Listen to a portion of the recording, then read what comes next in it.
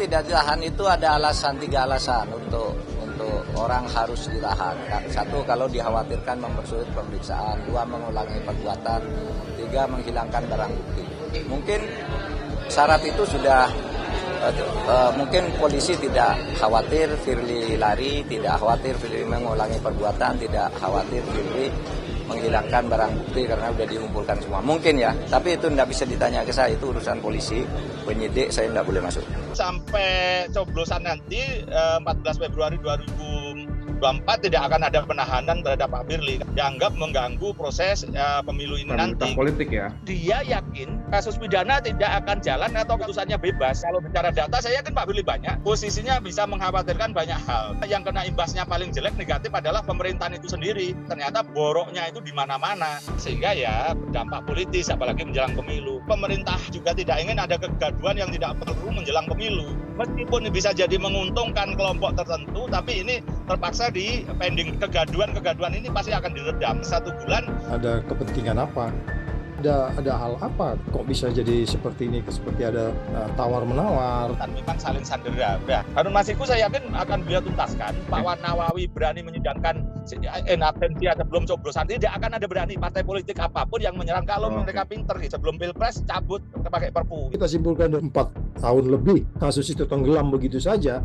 Tiba-tiba itu kemudian muncul, ya bisa saja terjadi itu. Kalau ditanya penyidik-penyidiknya juga ada 2-3 nama yang disebut-sebut itu kita masih belum kuat. Ya sebaiknya kita didalami dan ditindaklanjuti. Tidak juga karena bargaining, tukar menukar yang persembahan kepada penguasa.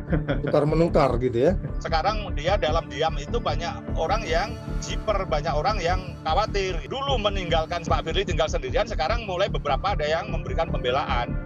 Menurut saya Pak Firly itu menyerah, tapi pasti ada langkah-langkah apa lagi. Tapi setidaknya masih bisa mengincar jabatan Gubernur Sumsel. Sudah pastilah KPK bagian dari pemerintah. Ya kita bisa bayangkan memang sebenarnya seperti apa sedang di dalam sana. Syarat dengan kepentingan sempit dari penguasa, tukar menukar, berunding, ya itu bisa saja terjadi kalau kita memang mau mengatakan bahwa ada sesuatu yang tidak baik ya. Saya akan gugat ke Pak Jokowi karena tidak ada kalimat memberhentikan dengan tidak hormat. Saya akan gugat beneran ke PT UN. Di ketua KPK malah diduga korupsi dan kemudian hanya dihukum mengundurkan diri. Tidak adil gitu. Maka saya akan ajukan. Memang inilah keteledoran kita semua dan kita harus menelan pil pahit ini untuk sehat. Negara ini akan bubar karena dikenang. Dimulai dari mana? Undang-Undang nomor 19 tahun 2019. Karena nanti korupsi jadi merajalela, nggak sampai 100 tahun ke depan negara ini bubar. Karena korupsinya merajalela, ketua KPK itu jabatan terkutuk. Saya pasti menyediakan banyak amunisi.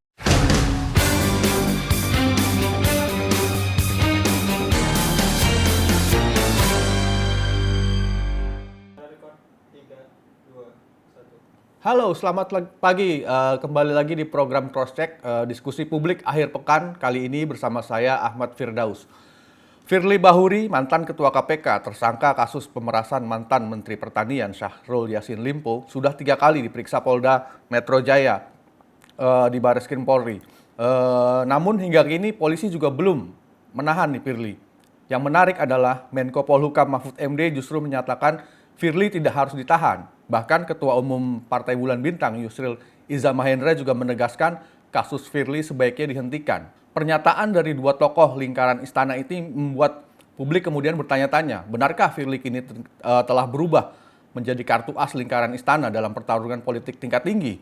Sebelumnya publik juga melihat Firly dekat dengan sosok Ketua Umum Partai PDI Perjuangan Megawati Soekarno Putri. Kemesraan yang paling diingat tentunya publik pasti mengingat ketika Mega membetulkan dasi Firly Agustus lalu menjelang pidato kenegaraan Presiden Jokowi di sidang tahunan MPR. Firly saksi sekali, mungkin pertanyaan publik itulah yang hari ini akan kita cross-check bersama mantan Wakil Ketua KPK Bang Saud Sitomorang dan mungkin juga nanti akan bergabung bersama kita Koordinator Masyarakat Anti Korupsi Indonesia Mas Boyamin Saiman. Selamat pagi Bang Saud. Halo pagi Bang. Bang, ini langsung kita mulai. Ini 2 pernyataan tokoh di lingkaran istana menarik, Bang. Pak Profesor Mahfud dan juga Pak Yusril Iza Mahendra gitu ya. Kemarin sempat bilang soal kasus Firly sebaiknya tidak dilanjutkan gitu. Apa yang kemudian Bang Saud melihat nih soal pernyataan dua pihak istana ini melihat pernyataannya yang agak berseberangan nih dengan kemauan publik. Ya, tentunya kita akan tetap bertanya ada kepentingan apa, iya nggak?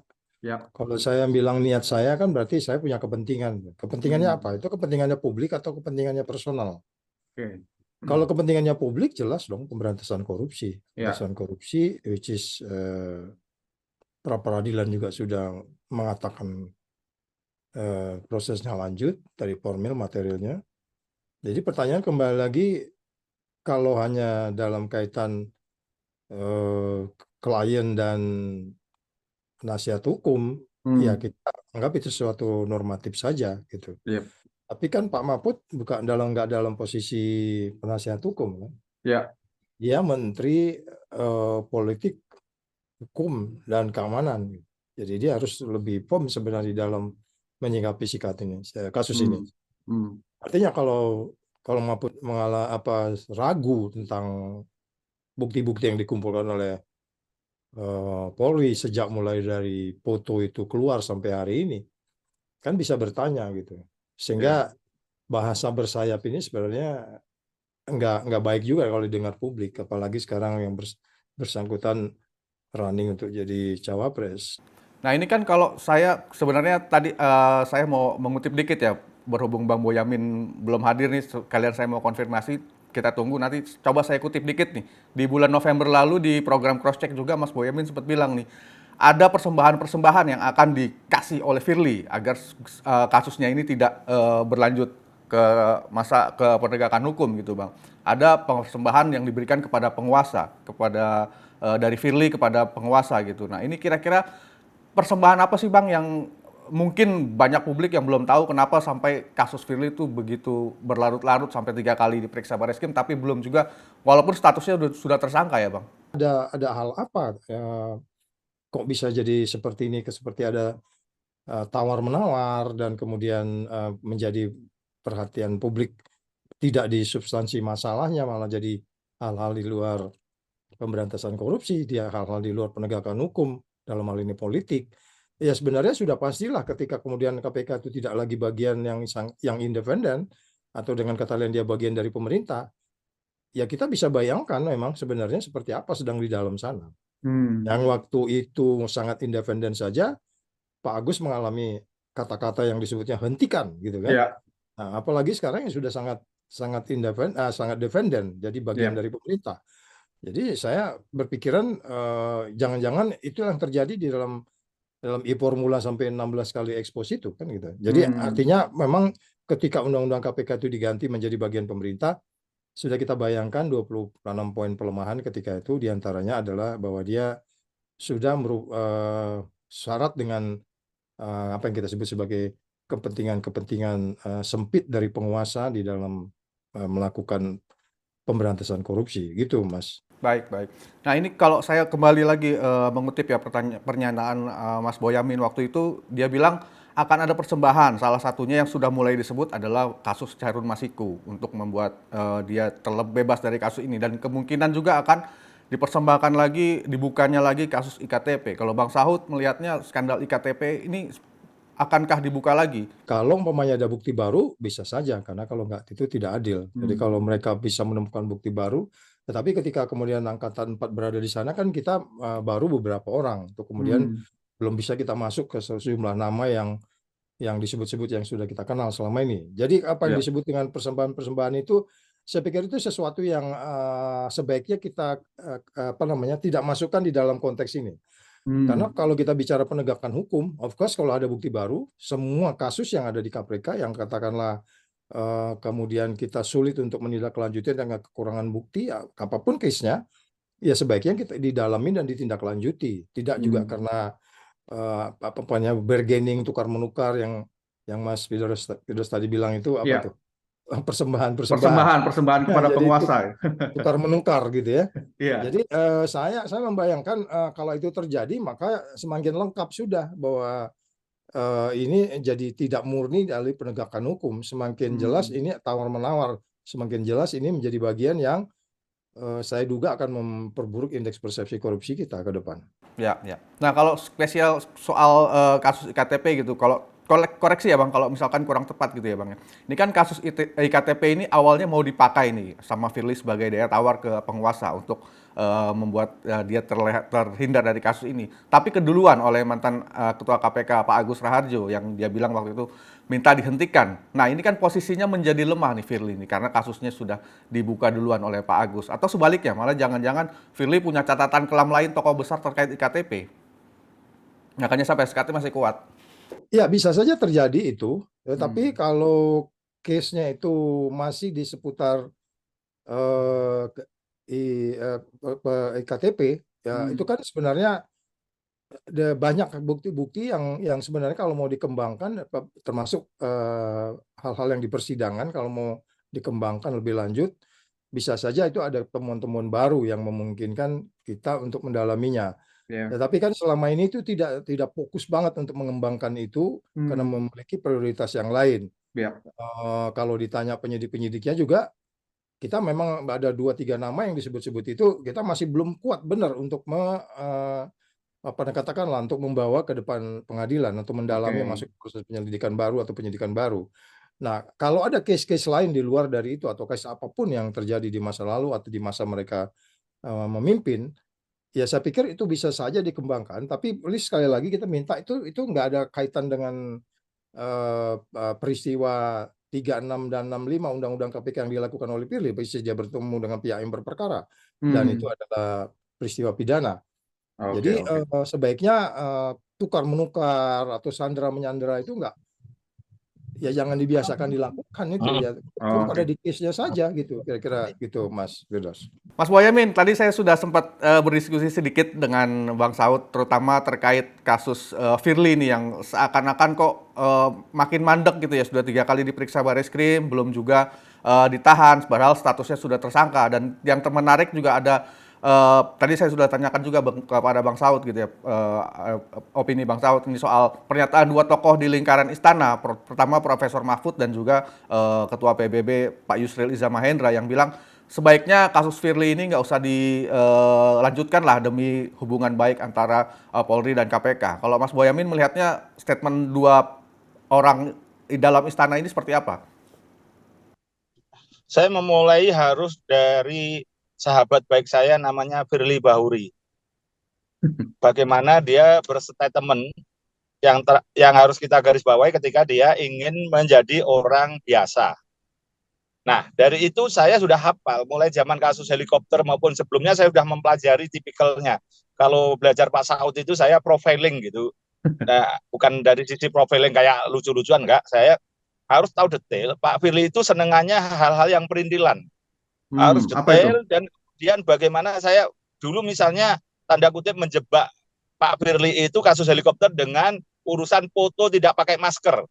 Nah, setelah dia jawab bahwa betul dia tidak pakai masker, tapi pakai masker dalam hidung, masker yang di saku, masker apa 3 itu, dan dia karena mendramatisir jadi pahlawan karena sedang memimpin lagu Indonesia Raya anak-anak untuk menyemangati, alasannya gitu. Nah, baru hari berikutnya saya buka helikopternya, enggak jawab gitu. Jadi memang harus tahu betul karakter Pak Firly itu seperti apa. Jadi kalau istana memang agak belepotan gitu. Nah, dalam kasus ini pun kemarin itu, mohon maaf, Dewan Pengawas pun gitu hampir tidak meneruskan perkaranya karena hanya fokus tentang pemerasan ataupun gratifikasi. Ya. Nah, akhirnya saya tambahi lapor. Tadinya saya kan tidak ingin lapor gitu kan karena apa-apa kan saya jadi pelapor itu kan, tukang lapor kan itu. Ya. Nah, kemudian terpaksa saya lapor itu udah terlambat tanggal 6. Itu saya rumuskan 3 item pertemuan, gaya hidup mewah, dan tidak patuh melaporkan LHKPN. Baru kemarin itu kan kejadian itu. Nah, pertemuannya itu jangan urusan memeras atau nerima duit. Itu urusan pidana biar polisi, saya katakan gitu. Kita pertemuannya. Bahkan saya bisa memberikan data dan bukti yang aktif itu siapa gitu. Nah, urutannya adalah waktu itu saya memperoleh informasi justru Pak Firly yang meminta Anom untuk menghubungi Irwan Anwar. Nah, artinya kan yang aktif ini kan Pak Firly. Nah, dari sisi itulah kemudian Dewan Pengawas baru yakin mantap kemudian berangkat untuk sidang itu. Dan akhirnya Pak Firly merasa udah kalau urusannya fokus 3 itu dia nampaknya tidak bisa berkutik, kemudian tidak datang lagi sidang, kemudian mengundurkan diri kan gitu. Ya, Sehingga runutannya kan tiga poin tadi, hukumannya kan sedang, ringan, dan berat kan itu. Nah berat. itu kan, Akhirnya diputuskan berat hukumannya. nah gitu kan, karena Hmm. sudah tiga-tiganya terbukti semua 3 Ya, item itu tadi gitu. Karena saya tadinya orang kan, loh apa urusannya dengan LHKPN? Loh, ya, LHKPN itu kan dalam pengertian semua harus dilaporkan. betul. Nah, tidak ada pengurangan untuk bayar sewa. Ah, berarti ada uang di bawah bantal yang tidak dilaporkan LHKPN. Nah, itu kan kemudian nggak bisa dibantah lagi gitu. Oke, oke. Terus bergaya hidup mewah. Di kantor KPK, Pak Saud itu bisa ditanya itu. Di ruangannya kan ada ruangan istirahat. Itu hotel bintang 4 itu. Ada kasurnya, Oh, kamar mandi, fasilitasnya ya. air hangat, AC, lemari. Itu bintang 4 Hmm. itu. Mungkin ya bintang 5 Wah. lah. Ngapain kemudian nyewa rumah di Jalan Kertanegara yang macet dari Sampai ratusan juta juga ya. Iya, Oke, maka oke. ya rumusan itulah. Maka ketika sekarang nampaknya mulai ada suatu penurunan tensi gitu, dan bisa jadi nanti minimal dihentikan penyidikan, atau ya Ya, dibawa ke penuntutan, dihentikan penuntutan, atau level tertinggi deponering. Ya berharapnya Pak Firly begitu gitu loh maksudnya. ya. Ya, ya. Nah ini kan kalau kita flashback sedikit nih Mas Boyamin, ini kalau nggak salah statementnya Mas Boyamin juga hadir di program Crosscheck waktu itu bersama Mas Indra ya kalau nggak salah di bulan November nih soal ini ada persembahan-persembahan yang akan diberikan oleh Firly kepada penguasa berupa pengungkapan kasus-kasus yang merugikan salah satu peserta Pilpres 2024. Nah apa sekarang ini berarti persembahan yang Mas Boyamin katakan waktu itu kini diterima penguasa dengan senang hati? Enggak, sudah tidak laku kalau itu. Sekarang Udah Pak nggak Firly laku. itu sudah tinggal tanda kutip menyerah, mau menjadi rakyat biasa. Kemarin kan Hmm. pra peradilan ditingkatkan tensinya tentang direplik, yaitu tentang perseteruan Pak Karyoto mengancam pimpinan KPK misalnya karena Hmm. berkaitan dengan temannya segala macam. Dan itu kan tidak laku, pra peradilannya nyatanya ditolak gitu. Jadi menurut saya Pak Firly itu tanda kutip menyerah, tapi pasti ada langkah-langkah apa lagi gitu. Seperti kemarin pernyataan berhenti, itu kan artinya apa? Karena satu, itu sampai saya ledek itu. Levelnya Pak Soeharto yang bisa menyatakan berhenti itu kan gitu kan. Pak Firly Ya. sudah mensejajarkan diri Pak Harto. Tapi ada konsekuensi lain. Kalau mengundurkan diri itu kena blacklist 5 tahun berdasarkan undang-undang yang baru, revisi undang-undang KPK pasal 32 Oke. atau berapa itu mengatakan kalau pimpinan KPK mundur maka dia tidak boleh punya jabatan publik 5 tahun. Jadi ini Oke. karena pengalaman dulu ketua KPK itu menurut versi saya kan jabatan terkutuk karena selalu ingin jadi wapres maupun menteri sehingga banyak melakukan ulah kan gitu kan. Nah, Hmm. dari sisi itu maka Pak Firly pengennya berhenti itu supaya tidak kena blacklist karena dia Ya, ya. yakin. Berarti dia yakin kasus pidana tidak akan jalan atau kalau toh disidangkan akan putusannya bebas gitu. Dan dia Hmm. yakin bahkan tidak akan sampai sidang gitu. Jadi Ya, ya, sehingga ya. dia menyatakan berhenti supaya bisa nyalon gubernur Sumsel yang paling dekat kira-kira itu. Hmm. Kalau tidak ya pengen jadi pimpinan KPK yang periode kedua, meskipun mungkin nggak berani lagi lah terlalu banyak kontroversi. Ya, Tapi ya, ya. setidaknya masih bisa mengincar jabatan gubernur Sumsel. Pikirannya bisa jadi begitu loh. Ya.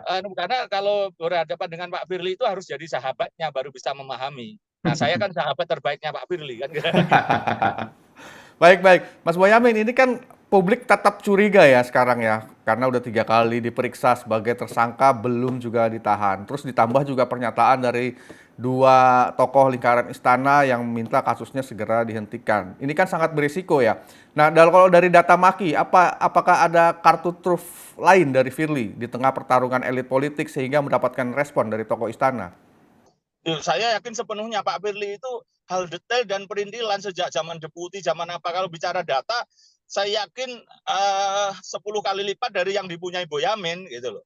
Dan kalau dia sebenarnya kemudian pinter dengan cara jangan mengumbar, tapi dengan beberapa metode untuk disasarkan ke pihak-pihak tertentu dengan diam-diam pasti ngefek gitu. Dan mungkin aja selain dia pengen menjadi rakyat biasa, posisi analisa saya justru sekarang dia dalam diam itu banyak orang yang jiper, banyak orang yang khawatir gitu. Sehingga sekarang levelnya sudah dulu meninggalkan meninggalkan Pak Firly tinggal sendirian, sekarang mulai beberapa ada yang memberikan pembelaan. Karena mulai pintar dikit lah, karena kemarin emosi barangkali begitu. Sekarang sudah mulai sistematis lah, kembali ke Firly yang dulu, kira-kira gitu. Sehingga kalau bicara data, saya yakin Pak Firly banyak, dan itu posisinya bisa mengkhawatirkan banyak hal. Dan bisa, kalau dibuka semua, yang kena imbasnya paling jelek negatif adalah pemerintahan itu sendiri. Karena apa? Ternyata boroknya itu di mana-mana. Bagaimana tentang tata kelola pemerintahan yang baik, bagaimana penguatan lembaga, bagaimana mencegah bocor.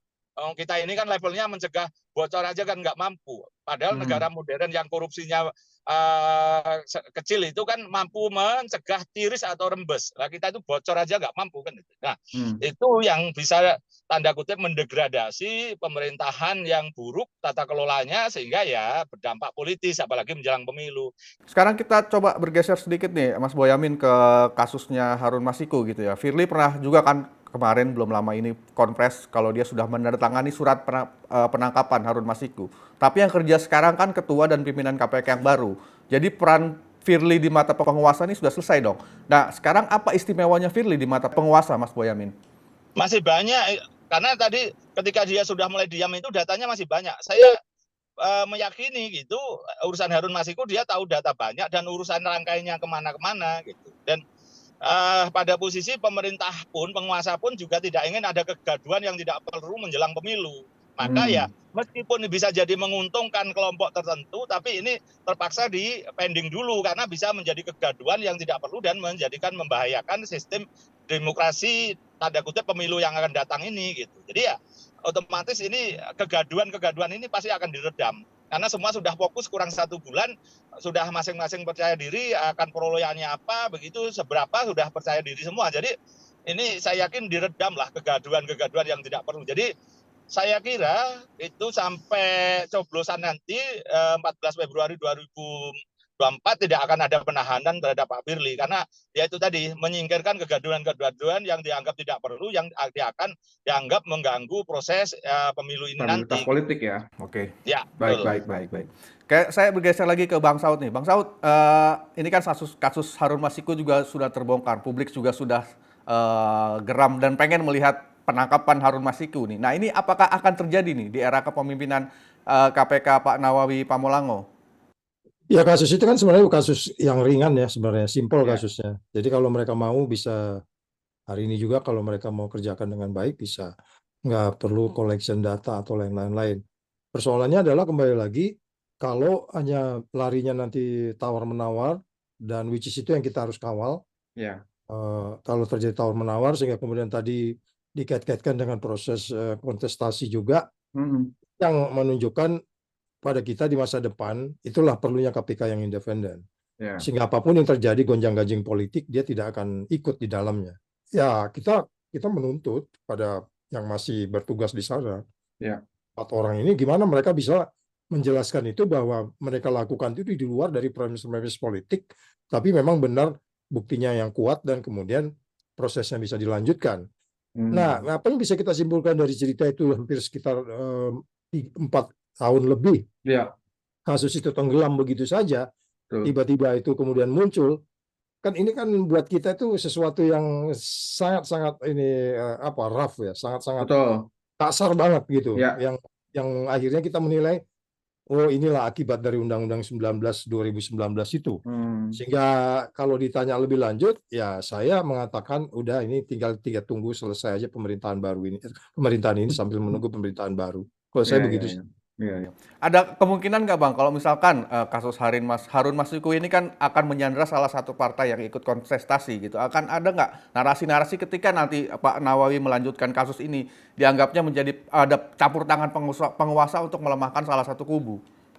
Ya, karena memang mainstreamnya sudah berubah ya. Yang dulunya temenan dari sekarang nggak temenan itu kan tentunya siapa menggunakan apa itu yang sebenarnya KPK tidak boleh masuk di situ. Jadi dia firm saja, dan kalau ini dilakukan sejak awal, tentu kasusnya nggak akan jadi seperti ini gitu kan. Jadi yang tadi kita sebut sebagai persembahan tawar-menawar bergen itu menunjukkan kepada kita bahwa ini akan terjadi, dan bisa jadi ini akan terus berlangsung sampai periode ini selesai. Karena kita harapkan kan nanti pemerintahan baru itu terpilih 2024 itu kan 24 sekitar Februari, walaupun belum Februari. dilantik. Oktober Tapi kan- pelantikannya kalau nggak Ya, salah. tapi itu kan sudah pasti mainstream pemikiran orang berbeda. Orang akan mulai bicara 100 hari program pertama dan seterusnya dan seterusnya. Jadi saya setuju dengan Bu Yamin, ya kita tunggu aja sampai Februari seperti apa. Apakah memang mereka berani untuk melanjutkan proses ini untuk segera masuk ke tahap 2? Saya membayangkan sih sebenarnya setelah masuk tahap 2 terus kemudian ya udah. Dan kita dorong Polri, kita kawal mereka untuk kemudian segera mempercepat proses ke tahap 2-nya kasus Firly. Oke, oke. Nah, kalau ke Mas Boyamin gimana nih, Mas? Soal kepemimpinan Pak Nawawi Pamolango nih, soal kasus Harun Masiku, apakah akan dilanjutkan atau tunggu sampai pencoblosan? Saya kira disiapkan semua, dan mungkin aja kemarin kan saya diundang itu menyampaikan termasuk aspirasi untuk disidangkan in absentia saja tanpa kehadiran. Nggak soal nanti dikembangkan lain, udahlah, nggak apa-apa, karena ini akan jadi beban gitu kalau tidak dituntaskan periode yang sekarang ini. Dan nampaknya Pak Nawawi akan semangat, karena pengalaman yang lalu seperti menangkap Nur Hadi aja, yang itu asalnya juga dari Mahkamah Agung, dia bisa dibenci oleh seluruh Mahkamah Agung, tapi dia yang punya peran paling banyak untuk tertangkapnya Nur Hadi, gitu, Sekretaris Mahkamah Agung. Karena saya mohon maaf bahasanya agak terlibat di situ gitu. Kalau tanpa peran Pak Nur Hadi mungkin nggak ketangkap Nur Hadi malah. Artinya dari sisi itu tidak peduli gitu kan, akan serangan apa segala macam. Nah, Harun Masiku saya yakin akan beliau tuntaskan. Soal diserang bahwa ini politik, dia tinggal ngomong bahwa ini tinggal urusan neruskan perkara, bukan nyari-nyari kan gitu kan. Dan faktor Pak Nawawi itu resistensi dari masyarakat itu kecil gitu. Jadi kalau Pak Nawawi berani menyidangkan in absentia sebelum coblosan pun rakyat juga akan mendukung dia. Tidak akan ada berani partai politik apapun yang menyerang Pak Nawawi bahwa ini politis gitu. Jadi ini modal yang cukup sebenarnya bagi KPK untuk rebound gitu. Jadi kita tunggulah gitu. Momentum tapi ya ini ya berarti ya. PR kita gitu dengan PR kita itu yang utama sebenarnya enggak gaduh, tapi pemerintahan harus berjanji untuk membatalkan revisi Undang-Undang KPK. Karena beban paling berat itu saya istilahkan 50% di revisi Undang-Undang KPK. Firly itu hanya 20% lah maksimal. Terus prestasi jelek dan dukungan masyarakat itu 20 dan 10, 30. Jadi sebenarnya KPK ini tidak akan pernah bisa kita harapkan baik kalau revisi Undang-Undang KPK itu tidak pernah dicabut dan dibatalkan. Jadi sebenarnya kita tidak gaduh kalau bahasanya sampai saya jengkel-jengkelan. Udahlah Firly kita lepas nggak apa-apa. Tapi pemerintah komitmen untuk mengembalikan Undang-Undang KPK yang lama. Gitu misalnya gitu. Kalau saya politik lah kira-kira gitu. Jadi tapi saya tidak akan berkompromi itulah. Kita rame-rame aja kan, nggak ada persoalan apa-apa gitu. Oke, baik. Kita balik lagi ke Bang Saud nih, Bang. Ini soal dugaan ini nih, Bang. Mantan Ketua KPK Agus Raharjo bahwa Firly mencoba bargain nih, Bang, kepada Polda Metro Jaya dengan cara KPK menangkap warga sipil dalam kasus korupsi Kemenhub yang menurut Agus Raharjo dekat dengan petinggi Polda. Apa iya sekarang karena posisinya Firly bukan lagi Ketua KPK, dia tetap bisa mengatur KPK baru untuk menangkap orang yang diduga dekat dengan petinggi Polda? Kita nggak ngerti ya di dalam tuh kayak apa sekarang posisinya. Terlebih keempat pemimpin yang sisa itu seperti apa petanya. Terus kemudian bagaimana juga penyidik. Karena penyidik kan itu yang akan menentukan nantinya. Penyidik itu yang akan menyimpulkan apa ini naik, stop, berhenti, dan seterusnya. Dia menyarankan kepada pimpinan. Jadi kalau kita kembali kepada adanya beberapa case di luar dari itu yang dikait-kaitkan dengan yang saya bilang tadi tukar-menukar, berunding, ya. Itu bisa saja terjadi, tetapi kalau kita mau bicara penegakan hukum, kita nggak boleh masuk di pintu itu, sebab kita sekarang penegakan hukum adalah kekuatan buktinya. Kalau enggak ya nggak adil juga dong. Itulah sebabnya makanya kita akan selalu mengatakan bagaimana sebenarnya aparat penegak hukum ini, baik di Polri, Kejaksaan, dan KPK dalam kaitan pemberantasan korupsi, mereka harus saling check and balance satu sama lain. Ini kan KPK di check and balance oleh Polri, Polri di check and balance oleh KPK, dan seterusnya. Tetapi yang paling depan sebenarnya kan di kekuatan buktinya, sehingga kemudian kita bisa ketemu bahwa hukum yang adil, yang berguna dan bermanfaat itu. Jadi sekali lagi, apapun yang mereka lakukan dalam kaitan mencoba tukar-menukar, runding-merunding, kalau kekuatan buktinya memang ada, ya kita nggak bisa mengatakan bahwa oh iya karena ini kamu beri ini dan kasih dong ini. Saya pikir era itu harus sudah berlalu, nggak perlu lagi yang era-era seperti itu, sudah nggak perlu terjadi lagi. Atau kalau tidak kita akan begini terus indeks persepsi korupsi kita. Ya. Penegakan hukum itu adalah di kekuatan buktinya. Dan Hmm. oke, kita bisa berproses di situ, mungkin ada delay atau mungkin boleh lanjut atau dan seterusnya. Tetapi yang paling utama adalah bagaimana sebenarnya proses-proses penyelidikan menjadi penyidikan dan penuntutan itu, kekuatan bukti itu yang utama sebenarnya. Kalau itu memang ada dan cukup, nggak ada urusan dengan tukar-menukar, bergen, kamu ambil ini, saya kasih ini, kamu selesaikan ini. Kapan selesai negeri ini kalau begitu terus? Gitu. Dan KPK kapan jadi contoh gitu kan? Apalagi Ya. penegak hukumnya yang 3 ini kan sebenarnya saya mengatakan ulang-ulang, mereka harus check and balance satu sama lain gitu. Baru itu kemudian ketemu pemberantasan korupsi yang menuju keseimbangan barunya di mana mereka main di kekuatan bukti. Gitu, Mas. Ya. Yap, baik. Ini saya mau tanya lagi ke Mas Boyamin soal data maki ini. Ini kan kalau kita melihatnya Firly dan Polda Metro Jaya lagi saling sandra nih kasus nih yang disebut oleh mantan Ketua KPK Agus Raharjo. Nah, kalau data maki sendiri seperti apa Mas Boyamin? Emang benar nggak sih ada sandra menyandra kasus nih antara Firly dan Polda Metro? Mohon maaf saya belum punya, tapi setidaknya repliknya Pak lawyernya Pak Firly itu Ian Iskandar itu dalam replik kan nyebut nama-nama dan bagaimana dengan Karyoto misalnya. Nah, dari data itu aja kan kelihatan memang saling sandera, udah. Itu kan hanya kemarin itu bahkan sampai level begini sebenarnya saya berharap Pak Alek Marwata itu kemudian jadi saksi meringankan, bahkan bisa didalami seperti apa. Tapi nampaknya Pak Alek Marwata membaca angin agak berubah terus nggak berani datang ke Barreskrim untuk jadi saksi meringankan ini karena bisa jadi berbalik Pak Alek Marwata itu akan terseret-seret gitu loh. Mungkin teman-teman kepolisian penyidik itu sudah punya bahan lain gitu sehingga Pak Alek Marwata menjadi jiper juga gitu. Ya, padahal ini saya berharap itu datang menerangkan apa yang terjadi di KPK secara keseluruhan termasuk dari sisi tadi yang repliknya Pak Firly yang berkaitan dengan Pak Karyoto dengan temannya. Tapi kan bisa aja Pak Alek Marwata dengan Pak Firly apa urusannya dengan Kementerian Pertanian, ada hubungan lain nggak gitu. Jadi bisa digali dua-duanya baru imbang gitu loh. Ya. Nah tapi nampaknya hanya diletupkan dari satu sisi hanya untuk nyari selamat. Ya saya kemudian dari sisi itu kemudian tidak ada adrenalin untuk mendalami terus terang aja karena ini kalau saya masuk sekarang itu akan dimanfaatkan oleh punya Pak Firly untuk menyelamatkan diri sehingga sama-sama selamat gitu malah jadinya gitu bukan sama-sama membongkar maka biarlah ini Pak Firly kita selesaikan dulu dibawa ke pengadilan saya kawal betul sampai prosesnya nanti diputus gitu dan saya pasti menyediakan banyak amunisi untuk pra peradilan dan lain sebagainya untuk ngawal gitu. Karena saya punya pengalaman dulu Setia Novanto kan juga begitu gitu kalau kita tidak fokus ke Setia Novanto kemana-mana jadinya gitu maka saya berharap pada ini teman-teman juga mohon dimaklumi, dipahami kenapa saya hanya fokus itu karena saya tidak ingin terbagi konsentrasi saya. Kalau terbagi begitu ya semuanya nanti akan minta dibongkar ini itu kayak lucu-lucuan jadi saya terseret-seret Semuanya politik tersandra ya, dong gitu. kalau kayak gitu. Jadi, nah, gitu loh. Maka saya tidak mau.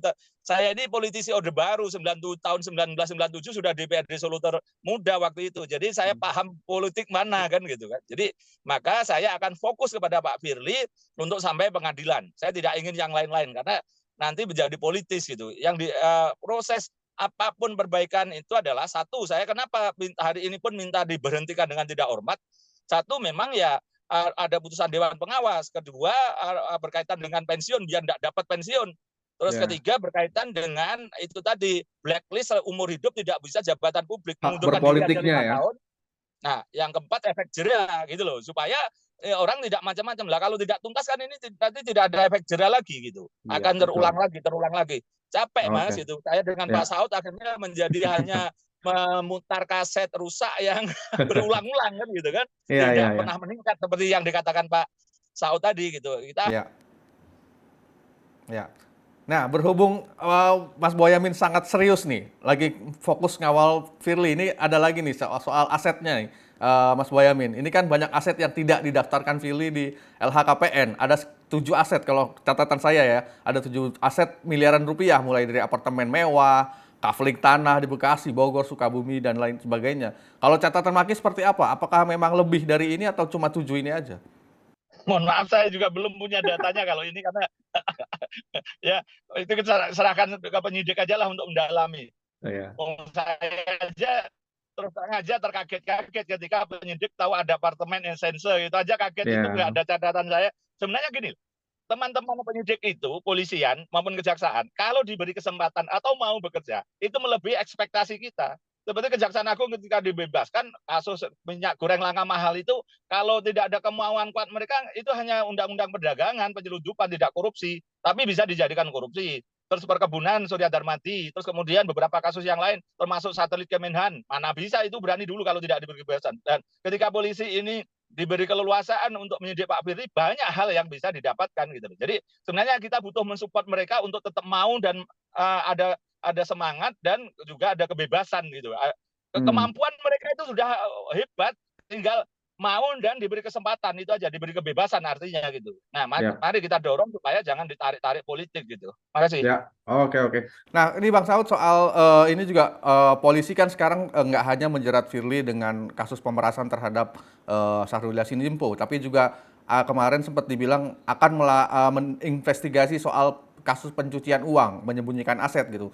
Kalau menurut Bang Novel Baswedan di cross check bulan November lalu, Firly adalah penjahat besar, statementnya Bang Novel waktu itu. Nah, kalau Bang Saud melihatnya sosok Firly ini seperti apa? Kalau kita lihat dari yang dia miliki aja jauh dari apa yang dia dapatkan ya. Katakanlah kalaupun ada usaha dari keluarga, saya pikir nggak sampai bisa mendapatkan yang disebutkan tidak dilaporkan di LHKPN itu. Ada 7. Ya, jadi maksud saya bahwa yang bersangkutan memang itulah kalau kita pelanggaran demi pelanggaran itu dibiarkan begitu aja. Dan Dewas sangat plain banget untuk kasus helikopter cuman begitu aja. Kita tahu di belakang helikopter itu apa aja. Demikian juga kasus di SDM. Kemudian juga kasus yang pemberhentian 57 orang itu kan sebenarnya melanggar undang-undang KPK sendiri yang katanya azas-azasnya harus sesuai dengan HAM, ya kan? Dia nggak paham. Jadi menurut saya proses yang kalau Jawa bilang ini jadi tuman kayak begini ini kan ya, jadi berkelanjutan gini itu, karena memang Dewas sendiri, coba aja bayangin di Dewas sendiri, di itu pasal 10-nya itu, kalau pelanggaran berat, pimpinan diminta mengundurkan diri. Tapi kalau pegawai pelanggaran berat diberhentikan dengan tidak hormat. Itu egaliter gitu. Ya, betul. Dari awal memang Dewas ini ada quote and quote, jangan-jangan memang ada kongko-kongko waktu mereka menyusun Dewas 01, 02, 03 itu. Sehingga kemudian check and balance-nya nggak berlanjut, ya yang bersangkutan suka-sukanya aja ke sana kemari. Boleh Bang Boyamin, monggo kalau mau ditambahkan. Modus ini penyamaran, katanya itu perusahaan milik mertuanya, pengelolanya diserahkan pada istrinya. Betul. Yang mertuanya siapa, punya harta berapa, itu kan dijelaskan. Itu kan ini saya ketawa aja gitu. Bagaimana pola-pola seperti ini masih dianggap mempan. Kayak dulu banyak beberapa yang zaman siapa namanya yang pegawai pajak itu kan selalu istilahnya tambang batu bara, punya tambang batu bara kan selalu gitu mengkamuflasenya karena nah sekarang bisnis milik mertua gitu, dipercayakan pada istrinya gitu. Kemarin kan gitu kan, refleksi segala macam. Ini jelek-jelek ini ya usaha gitu, berapa omset dan berapa keuntungan dari refleksi itu gitu. Kita ketawa. Toko kelontong, istri saya punya minimarket 2 sebelum COVID itu, tahu saya bagaimana keuangannya gitu loh. Gaji karyawannya aja kadang-kadang harus subsidi silang segala macam. Nggak gampang, apalagi terus terang aja di perumahan Bekasi gitu, orang yang refleksi. Cek aja itu berapa orang sehari yang datang gitu loh. Jadi jangan kemudian kita dibuat lucu deh gitu aja. Masih gitu. Siap.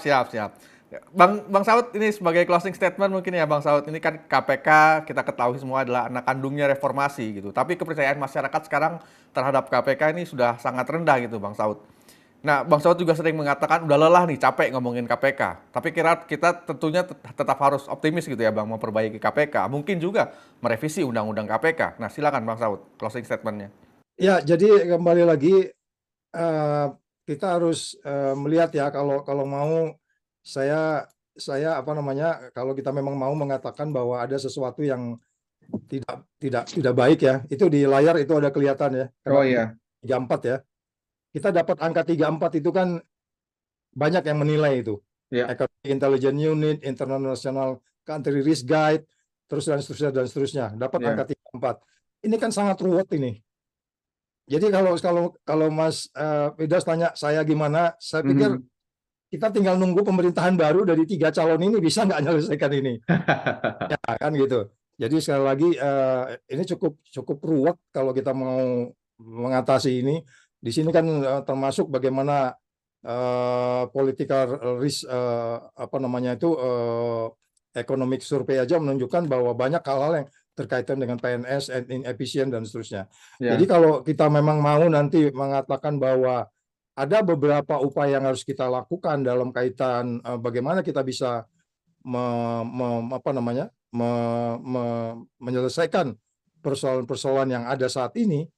Saya pikir kita harus kembali lagi bahwa apa yang harus kita lakukan dalam kaitan pemberantasan korupsi tentu pedangnya adalah di pemerintahan baru. Karena yang pemerintahan sekarang dia bagian dari masalah dan dia adalah penyebab dari Undang-Undang KPK itu diabaikan begitu saja. Jadi agak sulit kalau kita berharap di pemerintahan sekarang. Gitu, Mas. Baik. Terima kasih banyak, Bang Saud. Nah, sekarang tinggal giliran Mas Boyamin nih, closing statement-nya nih. Apakah Anda masih punya optimisme nih, Mas Boyamin, ke depan KPK bisa lepas dari permainan politik tingkat tinggi? Ya, saya selalu semangat kok kalau negara ini akan lebih baik. Bahwa ini kita harus minum jamu yang pahit itu dari proses-proses ini. Ya memang inilah keteledoran kita semua. Dan kita harus menelan pil pahit ini untuk sehat. Gitu. Dan saya yakin setidaknya tidak akan terulang lah memilih pemimpin KPK yang kontroversi itu nggak mungkin berani lagi DPR dan Pansel gitu kan. Setidaknya harus level itu gitu. Jadi perbaikan ini mau nggak mau seperti dipaksa. Dan ke depan saya melihatnya pemerintahan itu kalau tetap 3,4 itu, jadi saya tidak mau menilai 34 itu. Orang kesannya 30 itu. Itu saya kalau indeks persepsi anti korupsi itu saya buat 3, gitu. Jadi supaya secara psikologis kita itu rendah banget gitu loh. 3,4 gitu kan. Dari berapa? Dari 10. Nah, dari kalau 10. 34 kan dari 100. Iya. Jadi harus kita budayakan psikologisnya begitu. Nah, dari sisi itu memang ya tidak bisa berharap lagi sudah. Mestinya kalau mau gitu bahasa saya, kalau masih pemerintahan ini dianggap pemberantasan korupsi masih bagian agenda, satu aja kok. Cabut revisi Undang-Undang KPK pakai Perpu. Dah. Kalau DPR nanti menolak ya sudah pasti nggak berani nolak karena menjelang pemilu. Momentum sekarang ini paling bagus kalau mau diambil gitu. Jadi itu kalau pemerintahan ini masih ada. Mas Boyamin bersama rakyat untuk Mas Boyamin interupsi dulu. Mas Boyamin, monggo Bang Saud ditanggapi dulu, Bang Saud. Kalau saya pernah ngomong itu Perpu itu katanya kalau negara dalam keadaan darurat. Ini darurat korupsi tahu? Saya bilang begitu. Ya. Monggo, lanjut Bang Boyamin, lanjut. Ada yang masih mau di bahasa saya gini, saya beberapa kali juga ngomong bahwa negara ini akan bubar karena dikenang dimulai dari mana? Undang-Undang nomor 19 tahun 2019. Karena nanti korupsi jadi merajalela dan pada saat nggak sampai 100 tahun ke depan negara ini bubar karena korupsinya merajalela, kesejahteraan menjadi sangat minim dan negara-negara bagian itu akan pulau-pulau akan memisahkan diri dari Jawa dan Jakarta. Karena apa? Ternyata duit hak mereka dikorupsi semua. Ngapain ikut Indonesia? Kira-kira gitu loh. Jadi dan itu akan dicatat sejarah gitu, negara ini bubar dimulai dari mana? Dari revisi Undang-Undang KPK. Itu aja. Jadi kalau mau dicatat oleh sejarah begitu ya silakan. Nah, tapi saya memberikan solusi. Kalau negara ini pengen baik dan tidak dicatat sejarah negara ini akan bubar, cabut Undang-Undang nomor 19 tahun 2019 yaitu isi revisi Undang-Undang KPK. Itu aja, tidak terlalu banyak lah kalau masih mau. Ini masih ada waktu. Dan kalau mereka pinter gitu pemerintahan ini untuk kampanye, sebelum Pilpres cabut udah pakai Perpu. Itu mungkin ya saya bukan cari politik ini. Bisa jadi dapat 10% tambahan gitu kan. Betul-betul satu putaran ini kan kira-kira gitu kan. Emang bisa satu putaran kayaknya belum deh, Mas Boyamin. Saya yakin seyakin-yakinnya tidak akan satu putaran.